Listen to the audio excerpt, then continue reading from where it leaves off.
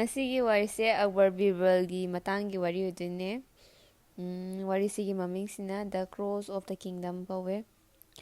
Sigi ningthau pamba lebak sida leriba ko. Kwak ki matang da ko kwak ki maram gi wari udine ba. Nong khakti Akbar ga Birbal ga se. Moigi oziki konung sida leba garden sida se sum lerame ba mabani se ada Akbar hai sida ningthau uduni ko.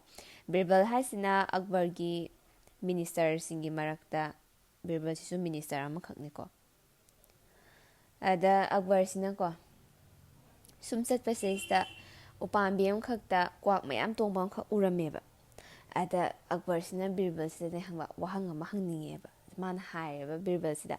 Birbal, akhoi gi lamse sida kaino se kwak se masing kya pulap na masing kya leja no nang khangbran haib ko.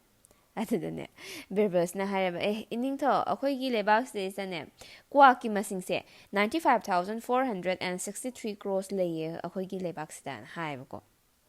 Ada Akbar si ingang nga eba Birbal gi pakhum si taba sa Birbal tudi nang di kramaina khangino asu yamba kwak ki masing sibu nang kamai khangino sine ma nga eba ko Akbar si Birbal na kai kuma khodoino khanba se ma se taning bana ngawre ko ma se ada Birbal na haireba ining to aina ne kwak ki masing sum thibane adududa 95,463 kwak masing sumaina lerame haiba ko aduduga adudi Birbal kaigumba nana thiriba kwak masing tudagi taana leram taragadi kamai toba sine hangaba ada hoziki Birbal na hairaba ining to adudi akoida leramba kwak to aduduna akoigi yumthangnaba lamse sida makoigi mari mata unaba chatto oiramni na hairaba ada hidi amu Akbar sina amu Birbal da hairaba adudi Birbal karigumba nana masing thiriba kwak ki masing do ada yamu